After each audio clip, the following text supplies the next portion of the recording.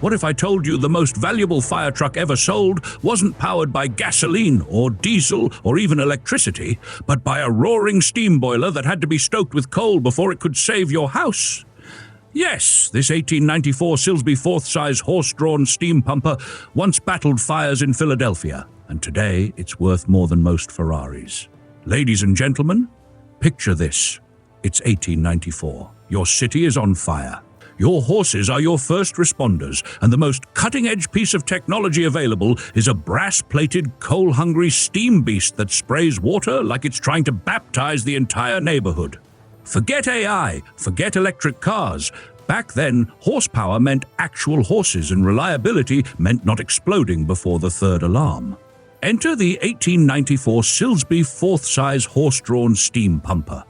The fire truck that huffed, puffed, and blew the flames down, all while looking like it belonged in a Victorian steampunk cosplay parade. But before we raise the steam and soak the cobblestones, let's take a moment to thank the unsung heroes of this channel, our sponsors. You keep this channel rolling faster than a brass bell on a cobblestone street. Thank you. Now then, let's rewind the clock to a time when steam ruled the world and firefighters wore more mustache than clothing. The Silsby Fourth-Size Pumper was built in 1894 by the American Fire Engine Company, a merger baby born in 1891 when Silsby Manufacturing, based in Seneca Falls, New York, got cozy with Aaron's, Clapham Jones, and Button Fire Engine Company. It was like the Avengers of fire engine makers, except with more soot and fewer capes. Silsby itself was already a hotshot in the firefighting world, with over 1,000 engines built since it started making steamers in 1856.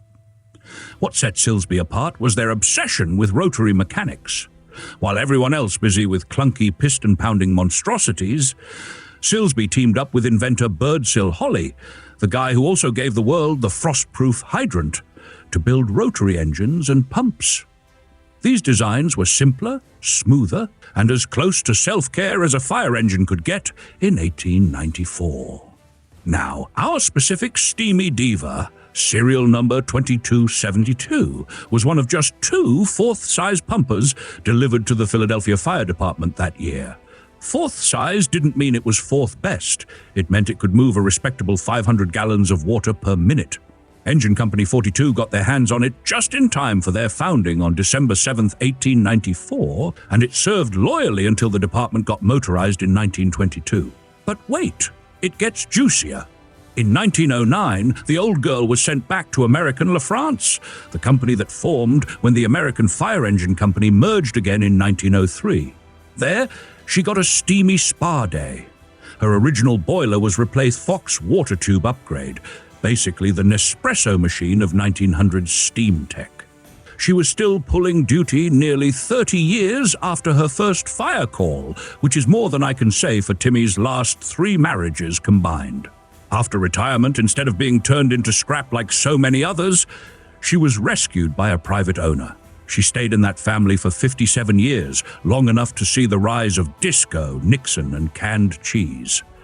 Eventually, she ended up with a collector who lovingly restored her over 15 painstaking years, right down to her Dietz lanterns and hand-polished brass. That restoration was good enough to win a small museum's worth of AACA awards, and she's been treated like royalty ever since.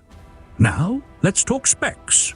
Underneath that arched crane frame, Silsby's 9th-generation design introduced around 1875 was a mechanical heart unlike anything else.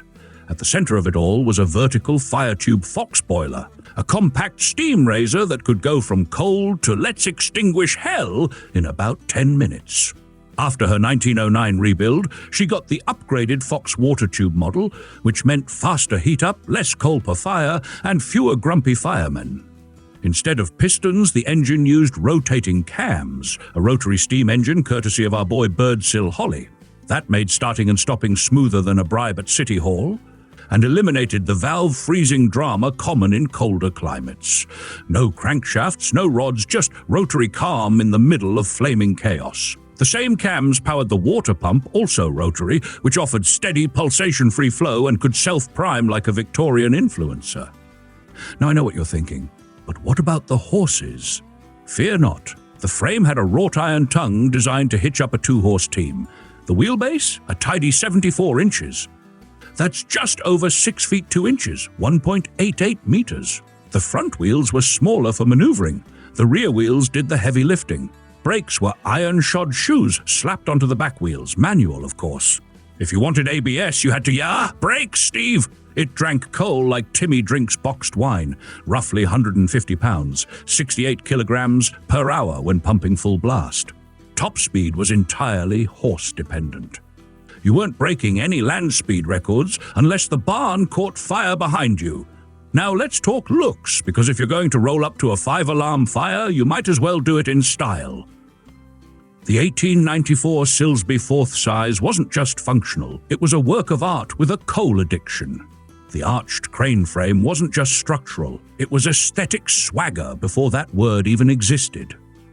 Painted in firehouse reds and trimmed with enough polished brass to blind a bystander, this pumper made your average piston engine look like a rusty wheelbarrow. The design leaned into Victorian elegance with a dash of mechanical bravado. The wood-spoke wheels were as decorative as they were durable. The copper boiler dome sat atop like a top hat on a banker. And those Dietz lanterns? Functional. Yes, but they also gave the engine the firefighting equivalent of smoky eye makeup. When this pumper rolled through Philadelphia's cobbled streets, heads turned, and children probably wept with awe or fear. Either way, it made an impression. Plus, Philadelphia wasn't buying junk. Between 1886 and 1897, the city ordered 41 Silsby units, more than your average late-night infomercial host can sell miracle diet pills. So what's this brass beauty worth today? Back in 1894, a fourth-size Silsby would have cost somewhere between $3,500 and $5,000. Adjust that for inflation and you're looking at $115,000 to $165,000 in today's dollars. Not cheap, but fire never waits for a sale. Then came the auctions. In 2012, R.M. Sotheby sold this very engine for a jaw-dropping $396,000 at their Hershey sale. At that moment, it became one of the most expensive steam fire engines ever sold. When it reappeared at Amelia Island in 2016, it fetched another handsome sum, $264,000. That's enough money to buy 3 new fire trucks or fund a decent mayoral campaign in a medium-sized town. What's more, this isn't just an artifact, it's a story. It's a tale of 19th century ingenuity, civic pride, and the relentless desire to spray water really far, really fast. It's the fire engine that saw horse-drawn pasts and outlived all its piston-pumping rivals. It's elegant, efficient, and engineered with the kind of craftsmanship we rarely see outside of watchmaking or NASA. If this story steamed your kettle, why not hose down that like button and subscribe to the channel? It keeps the jokes flowing, the research deep, and prevents Timmy from turning my garage into a moonshine-powered pump experiment. Stay curious, stay classy, and if you see a brass boiler rolling down your street, salute it! It might just be history on wheels.